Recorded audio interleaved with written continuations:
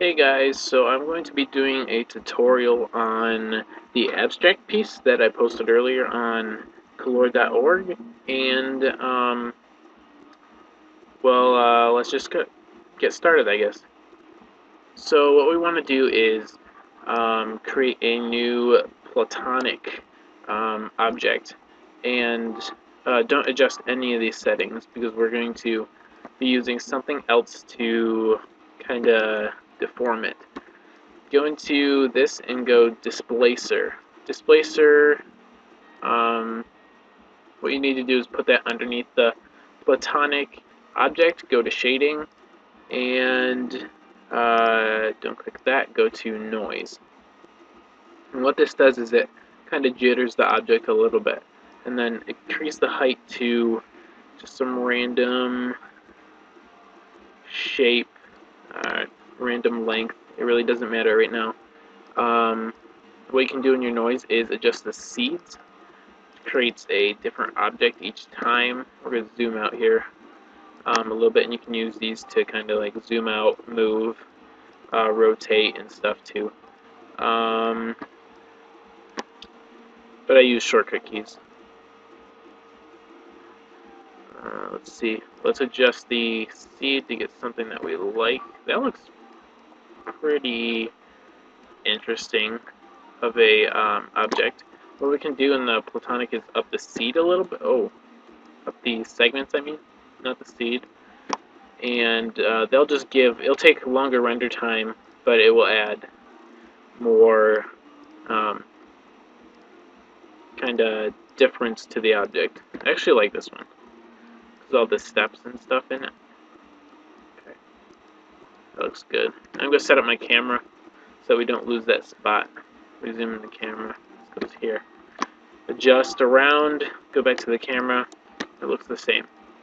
Okay, now that we have that object, what we want to do is create a sphere. I like to create a sphere. Some people use the cubes for this, but we're going to scale this all the way up past our camera view. And this is just going to be it's just going to be kind of our lighting for the object. Now what we want to do is create our materials. So I'm going to create two different materials. This one's going to be for the outside, and unclick color, select luminance. And what we want to do for this is select a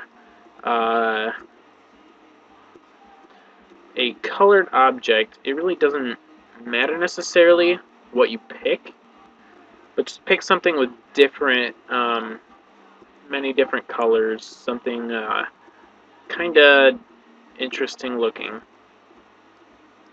I'm going to pick a landscape scene. And let's put this to 200, which makes it brighter. We'll put on here. And we're going to go back into the settings, and we're going to blur this to like 20%. I'd say it's pretty good. 19%. Doesn't really matter. So when we render that, let's do a quick render at 250 by 250, just so you can see what's going on here.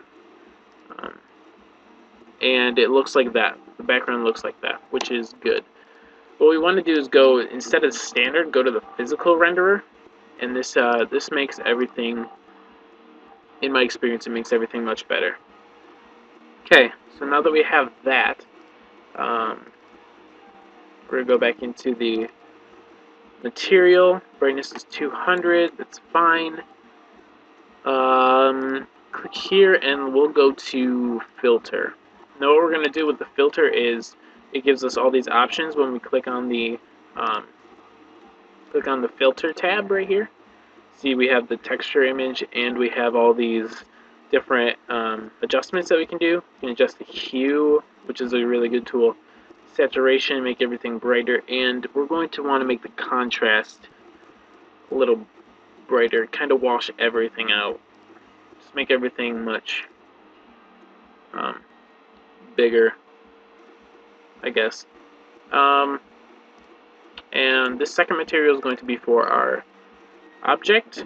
So unclick color, click transparency, bump this up to 1.4, the refraction, so we get a whole bunch of abstract lighting through here, and assign it to the material.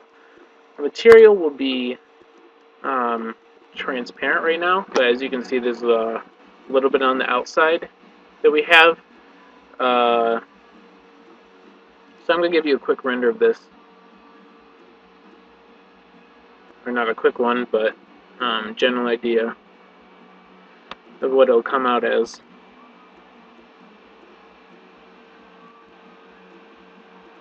Okay. So now we have this render. It looks abstract already, but there's some places where there's black little areas in there, and that's because Cinema 4D has reflections that the reflection depth in the options menu is only 5, which limits it. So let's bump that up to 15 and see if we see a difference. I'm going to render region just so that we can see it quicker.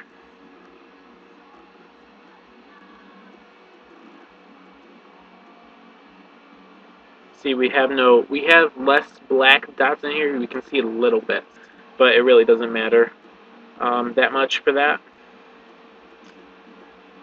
Yeah, that looks much better. Okay, and now what we're going to do is, I'm actually going to bump the contrast up, this luminance there, or maybe set it to multiply. I think that's what I did before. And what we're going to do is go to select your sphere, go to tags, Cinema 4D tags, and compositing. And we don't want it to be seen by camera, so uncheck that box. So now that's like that. I'm going to go into my camera and go into protection tag under Cinema 4D tags. That way I can't move this camera at all because I want my camera to stay kind of still. The render region again just to see what our colors are looking like. You don't have to worry too much about the colors just because we're going to go into Photoshop a little bit later and adjust the settings on that. Okay. Oh, that's looking pretty good. I'm not going to worry too much about it. We're going to render it, and we'll be back shortly once I render it out at a good thing. Oh, and by the way, we're going to want, for this, what I like to use is PNG with an alpha channel to save it as. And my output is going to be 1500 by 1500 just to get a good, let's do quicker. So let's do 700 by 700, just so you guys can see the outcome of it. So I'm probably going to split this up, but I'm going to render it out right now to the picture viewer. I'll come back when it's done.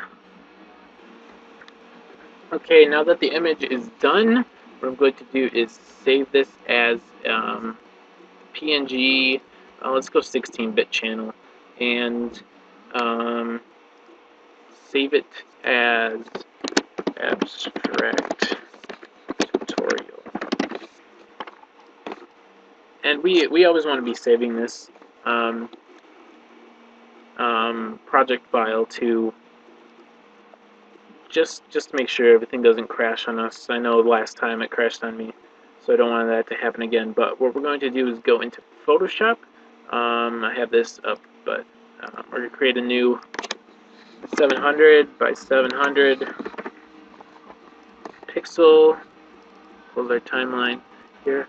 Let's place our image, which I have in C4D, Cinema 4D, and then abstract tutorial. Place that. That looks good. Okay. We're going to color pick 2 interesting colors. Here, let's just set that as our background.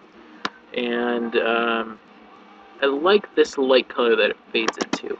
We don't want to adjust the color too much. Just kind of place some random splotches everywhere. And let's darken it by adding that and then going not overlay. Just put on normal, just a brightness contrast. A little bit down.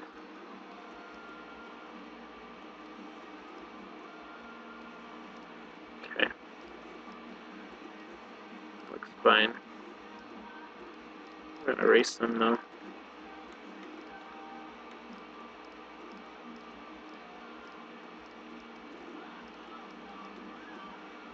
Okay. Lower the opacities of them. Just we have some differential in the background color, but that looks pretty good for our abstract piece. I'm going to zoom in here so you can see what it looks like. But what we're going to do is duplicate that, rasterize the layer, just so we can make it, like, edit it. Go to Adjustments, Levels. What we want to do with this is cut out, just basically have all the highlights in one kind of layer.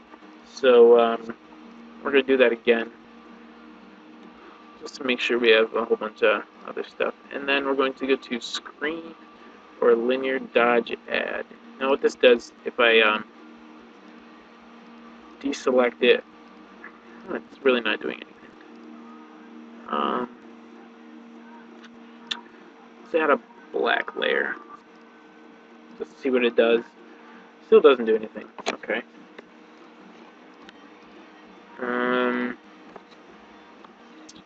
Let's duplicate it, rasterize it again. Let's go to Gradient Map. Let's do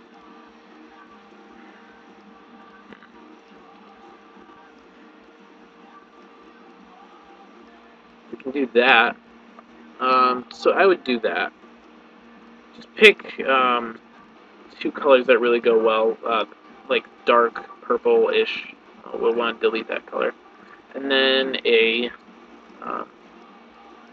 probably a bluish, just to add different color to the image.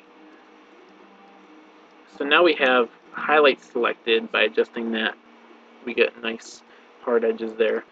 And we're going to go to Linear Dodge Add, or mess with a whole bunch of these settings.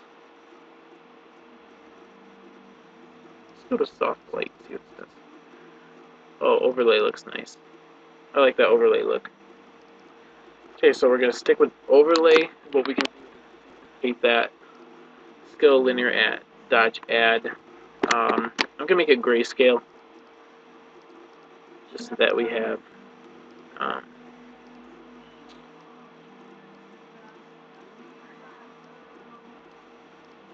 just the brightness contrast, so that we have this kind of looking image.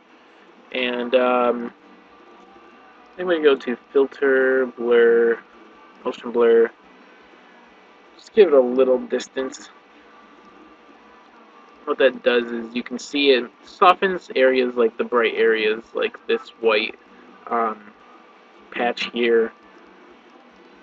It kind of blurs it out a little bit, but what we can do with this now is I have Photoshop CC, so mine has this squashing capability on our brushes, which is really nice, and like I can rotate the brush too, but it's whatever, really. Okay, we'll bring that above these layers. I don't really like that much, but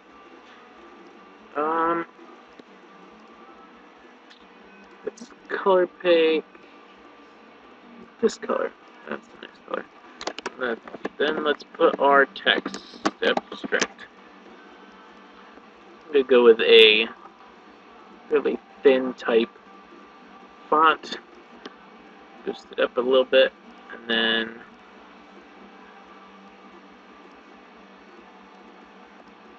put it over top. I'm going to change it to a color that's actually in here. There we go. It looks okay, I guess, for a tutorial's sake.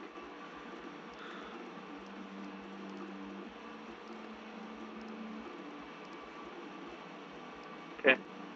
That is how I make my abstract objects. You can mess around with the curves, adjustment like type filters, and get different results. But I hope you learned something from this.